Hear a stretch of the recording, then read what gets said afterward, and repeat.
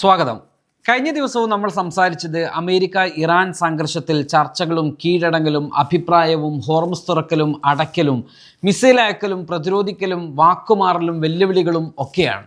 സൗദിയും ഖത്തറും മേഖലയിലെ സംഘർഷം അവസാനിപ്പിക്കാൻ ട്രംപിന് മേൽ സമ്മർദ്ദം ശക്തമാക്കിയെന്നും അതേ തുടർന്ന് ട്രംപ് അയഞ്ഞു എന്നും എന്നാൽ UAE അമേരിക്കക്കൊപ്പം ചേർന്ന് ഇറാനെ ആക്രമിക്കണമെന്ന നിലപാടിൽ തന്നെയാണ് എന്നുമൊക്കെ കഴിഞ്ഞ ദിവസം നമ്മൾ റിപ്പോർട്ട് ചെയ്തിരുന്നു. ഇപ്പോഴിതാ ഇറാനുമായി നേരിട്ട് തിങ്കളാഴ്ച മുതൽ ചർച്ചകൾ ആരംഭിക്കുമെന്ന ട്രംപിന്റെ അവകാശവാദത്തെ തള്ളിക്കൊണ്ട് ഇറാൻ രംഗത്ത് വന്നിരിക്കുകയാണ്.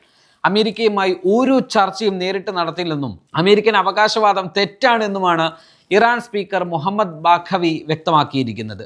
5 മാസമായി സംഘർഷത്തിൽ ഏർപ്പെട്ടിരിക്കുന്ന ഇറാന്റെ മുൻപിലുള്ള അവസാന അവസരമാണ് ഇത് എന്നാണ് ട്രംപ് പറഞ്ഞിരുന്നത്. എന്നാൽ ചർച്ചകൾ ഒമാനുമായാണ് നടക്കുകയെന്നും അമേരിക്ക ഉള്ള ഒരു സിറ്റിങ്ങിലും ഇറാൻ ഉണ്ടാവില്ല എന്നും ഇറാൻ പറയുമ്പോൾ എന്താണ് അമേരിക്ക ലക്ഷ്യം വെക്കുന്നത് എന്നതാണ് ഇവിടെ പ്രസക്തമാകുന്നത്. ഒന്നാമത്, ട്രംപിനെ സംബന്ധിച്ചിടത്തോളം ഈ യുദ്ധം ഒരു ഊരാക്കുടുക്കിൽപ്പെട്ട അവസ്ഥയിൽ എത്തിപ്പെട്ട ഒന്നാണ്. കാരണം യുദ്ധം നടന്നാൽ ഇറാൻ ശക്തമായി തിരിച്ചടിക്കും. അത് ഗൾഫ് മേഖലയെ ബാധിക്കും. ഗൾഫിനെ ബാധിച്ചാൽ അമേരിക്കൻ അധീശത്വം, ഗൾഫിന് മേലുള്ള അമേരിക്കൻ സ്വാധീനവും നഷ്ടമാകും. അതുകൊണ്ട് ഗൾഫ് രാജ്യങ്ങളുടെ സമ്മർദ്ദ പ്രകാരം ഇറാന് മേൽ സമ്മർദ്ദം ചെലുത്തി എങ്ങനെയെങ്കിലും ഇറാനെ ഒരു ഡീലിൽ എത്തിക്കുക.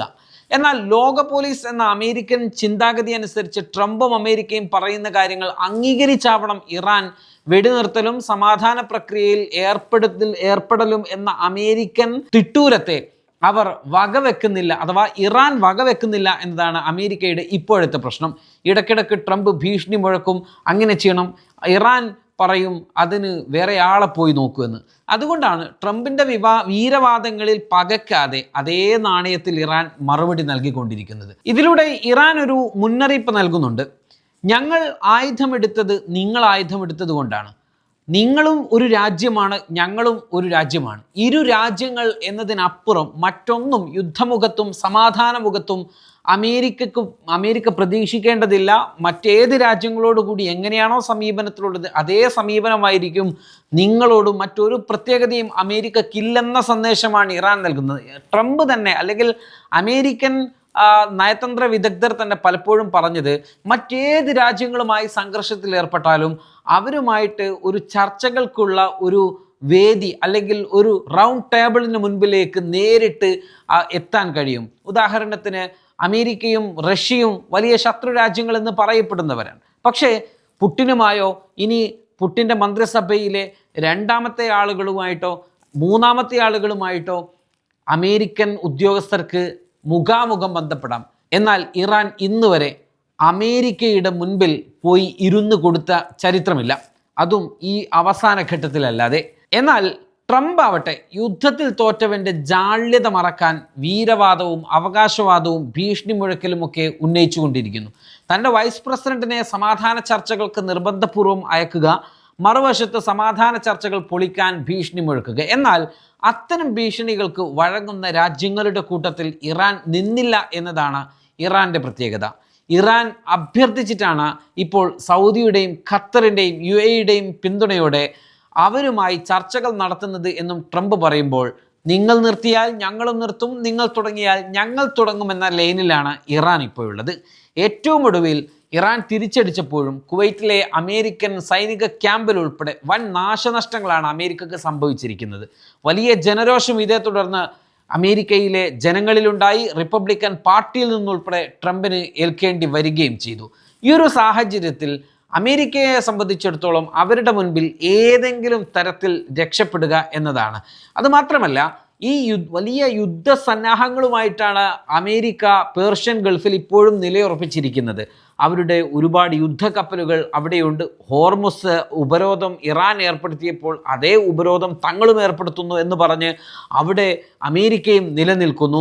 അമേരിക്കക്ക് ട്രംപ് നേരിട്ട് ഇറാനുമായി ചർച്ച നടത്തി ഞങ്ങളും പിൻവലിക്കുന്നു, നിങ്ങളും പിൻവലിക്കണം എന്ന് പറയുവാനുള്ള ഒരു അവസരം വേണം. പക്ഷേ ഇറാൻ ആവട്ടെ, നിങ്ങൾ വേണമെങ്കിൽ അവിടെ നിൽക്കുകയോ അവിടെ പോവുകയോ അവിടെ തുടരുകയോ എന്താണ് എന്ന് വെച്ചാൽ നിങ്ങൾ ചെയ്തോ, ഞങ്ങൾ നേരത്തെ പ്രഖ്യാപിച്ച നിലപാടിലുണ്ടാവും. ഞങ്ങൾക്ക് ടോള് നൽകിക്കൊണ്ട് കടന്നു പോകുന്ന കപ്പലുകൾക്ക് കടന്നു പോകാം.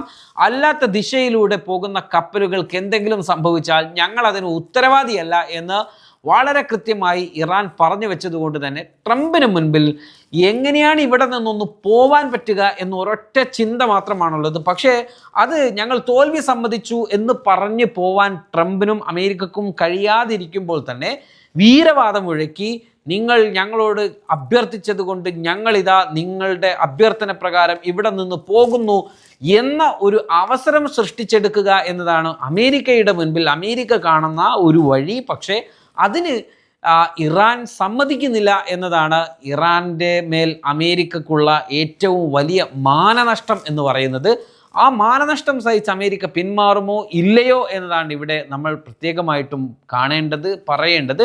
അതേസമയം തന്നെ ഖത്തറും സൗദിയും തമ്മിലുള്ള ചർച്ചകൾ പുരോഗമിച്ചു കൊണ്ടിരിക്കുകയാണ്. അതേസമയം നഫ്റ്റാലി ബെന്നറ്റ് എന്ന് പറയുന്ന ഇസ്രയേലിൻ്റെ പഴയ പ്രധാനമന്ത്രിയുണ്ട്. അദ്ദേഹത്തിൻ്റെ ഒരു പ്രസ്താവന വന്നിരിക്കുന്നത് ഇറാനേക്കാൾ അപകടകാരിയാണ് ഖത്തർ എന്ന ഒരു പ്രസ്താവന വന്നിരിക്കുകയാണ്. ഖത്തറിനെ നിലക്ക് നിർത്തിയില്ലെങ്കിൽ അത് കാര്യങ്ങൾ കൈവിട്ടു പോകും. അഥവാ ലോകത്തിന് മുൻപിൽ ഖത്തറിൻ്റെ സ്റ്റാൻഡാണ് പലപ്പോഴും ഇസ്രായേലിന് വെല്ലുവിളിയാകുന്നത്. ഇസ്രായേലിന് ഒരു ഭീകര രാഷ്ട്രമായി ലോകം കാണുന്നതിലും ജനങ്ങൾ കാണുന്നതിലുമൊക്കെ ഒരു കാരണമായിട്ടുള്ള, അതുകൊണ്ട് തന്നെ ഖത്തറിന്മേൽ തിരിയണം നമ്മൾ എന്ന ഒരു ചർച്ചകൾക്ക് ഈ നഫ്റ്റാലി ബെന്നറ്റ് തുടക്കമിട്ടിരിക്കുകയാണ്. അത് ഖത്തറിനെ സംബന്ധിച്ചിടത്തോളം ഖത്തറിൻ്റെ ഒരു നെഗോഷിയേഷൻ പവർ ഉള്ള ഒരു രാജ്യം എന്ന നിലയിൽ, ബഹുമുഖ പ്രതിച്ഛായയുള്ള ഒരു രാജ്യം എന്ന നിലയിൽ ഖത്തറിനെ സംബന്ധിച്ചിടത്തോളം ഖത്തറിന് മേൽ ഇസ്രായേൽ തിരിയാൻ പോകുന്നു എന്നതിൻ്റെ ഒരു സൂചന കൂടിയായിട്ട് വേണം നമുക്ക് കാണാൻ.